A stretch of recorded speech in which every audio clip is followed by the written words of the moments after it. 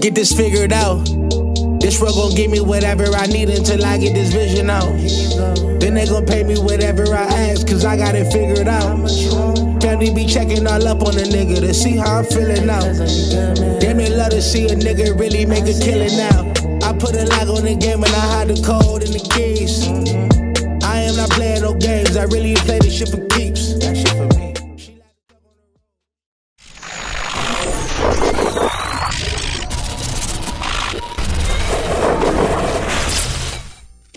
MaddenHeadz YouTube, what's going on? It is your boy Coach DC coming back at you today with another video. And so last night I was having a session with one of my guys, and he asked me, he said, well, why is it that anytime you're under pressure you never get, like, you know, bad throw penalties? And I'm like, that's not true, first of all. But to answer his question, and then I already did, but a lot of it has to do with the ability or me shifting my weight before the throws. And so I know I've had people who come in the comments and they'll say stuff like, yeah, you probably dropped back too far, that's why you're getting overthrows. And I'm like, you mean in the game where a guy can just roll out full speed to the right on the snap of the ball and throw the ball 60 yards back across his body accurately play after play in this game? Yeah, right. But it's really knowing how to shift your weight in the pocket. And what I mean by shift your weight is you have to stop your feet. In real football, as I saw this weekend, any quarterback who can't really step into his throws for the most part, you have to have really elite arm strength to throw effectively and accurately off your back foot for the entirety of a football game. And so a lot of what I do is I get my feet set, and then as I'm holding L2, I will, like, you know, I'll apply a little bit more pressure to the stick and kind of slide myself forward before I start the process of pressing the button to throw. So no matter how much I'm moving backwards, when you see me plant my feet, sometimes you'll get a chance to see him actually slide forward a little bit and step into the throw. And then sometimes in Madden, you just don't get to see the animation, but the mechanics in the process is there. And so especially with the way the block sheds, double A gaps, and just the inconsistency of the block sheds and the ability for your line to hold up, you know, as the pressure's coming. So anytime that you just stand in the pocket, you stand in one spot, I've said this before, the linemen kind of draw a path to you as you stand in the pocket. You saw the little step up right there. And so anytime when I'm in the pocket, you may see me stand, and then you may see me stop and move, stop and move. And so you see that little, anytime, once you step up into the pocket, it's almost like it locks into the throw, no matter what you really kind of do after that, unless you just hit R2 and just kind of take off and roll out or whatever. But once you get your feet set, just getting your feet set will only do so much for you in terms of helping you in, you know, with your overall accuracy. But however, if you can shift your weight from your back foot to your front foot, you know, and you see, like right there it is. And what it does is it helps you with the velocity, and it also helps you from an accuracy standpoint. Just get way more consistency. So even under pressure, you'll see me able to make throws like that where guys standing like right in my face.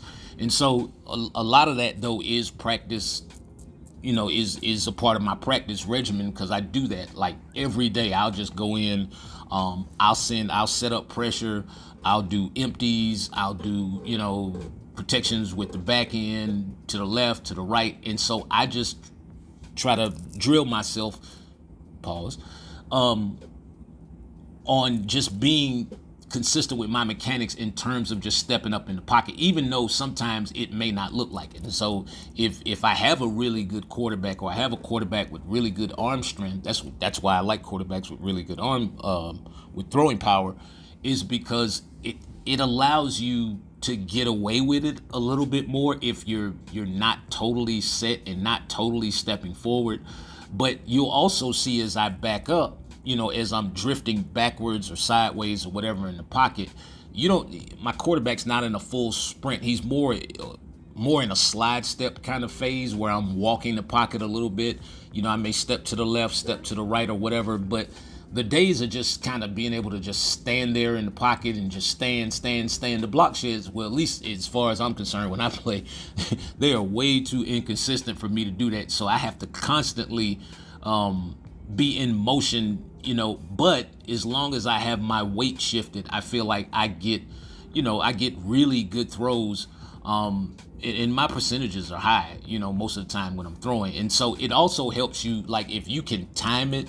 There are throwing animations that you can create, or throwing animations that start before the actual ball is thrown. And so it's like a slight movement. If I can step up and then throw, and it doesn't have to, the process is not necessarily as fragmented as it seems. Like I know I'm saying step up and then throw, and I know a lot of you guys are sitting there like, Coach, we don't have time to do that. No, it all kind of ties together. It's like once you start the throwing animation, it's like you can't, if you go into the throw, you're not gonna be able to stop it. And so, like, especially on a pass like that, for instance, just being able to have the velocity on the ball to get it over the underneath defender and to the side of the safety that's kind of bearing down, you know, from the front side of, from the receiver's right there, or the tight end's right there, and get the ball through. Now, a lot of that, of course, again, throwing power has a lot to do with that, but it's not necessarily just that simple. Like I said, you see me with the little step up, even in tight situations. A lot of times it's hard to discipline yourself to it. But like, watch, once you see the feet get set, you'll see the feet come set. If the camera ever starts back rolling, you see the feet get set, and you'll see the bending of the knees. You'll see the inflection and the bending of the knees. And so to me, that's just being flexible, and you see me kind of pushing myself forward. So you see right there that you anchor yourself and then you push forward into the throw. And it's not necessarily just pushing the stick. It's not. No, it has a lot more to do with anchoring yourself. And like I said, just getting the animation started before you actually go into pressing the icon of whichever receiver you want to make the throw. So again, feet set. And so you see that back foot, and you see me kind of lean forward. You'll see little leans and you know, like different stuff that the quarterback kind of does before he makes the throw. And all of those things are really a part of the throwing animation. And so again, if you can, in my advice, I would tell people to try to get yourself anchored as soon as possible, meaning once the ball gets in your hands, whether you're under center or in the shotgun, pistol, whatever the case may be, if you can get yourself anchored, you can put that back foot in the ground. Once you put that back foot in the ground, most of the battle is already won, because now it just becomes a matter of starting the throw animation, either, you know, with a little small nudge forward. And it's almost like a little nudge, and you'll see a lot of the pro guys do it.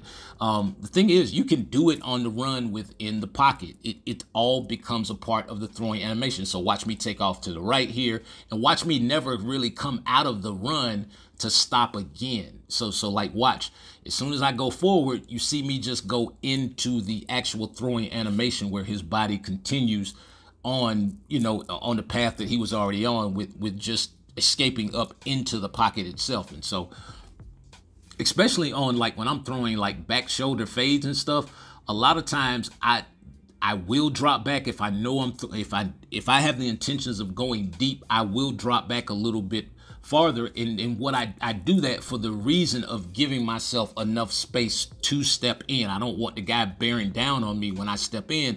And so when I step in, you see the difference right there with the throw, where the defensive back it's almost like he doesn't even see the ball coming. And so again, it's more so starting the throw animation with movement of some sort. You just don't want your movement to be in the opposite direction of the ball necessarily. And so again, it's not necessarily just jamming the stick forward. It's almost like a nudge. Again, you'll see a lot of the pro guys do it. If you're not watching me, go watch some of the pro guys. You'll see some of those guys kind of, when they stand in the pocket, you know, they have the ability to just kind of stand there. I have no such confidence in any of that stuff, but I do have the confidence in, you know, getting my feet set enough in starting to throw animation. And so you see me getting hit by two guys right there, and you see a still an extremely accurate throw, you know, in this particular situation. And so it's just something you guys got to work on. You got to be consistent. Appreciate each and every one of you guys, man. You guys have a great day. It's your boy Coach. I'm out.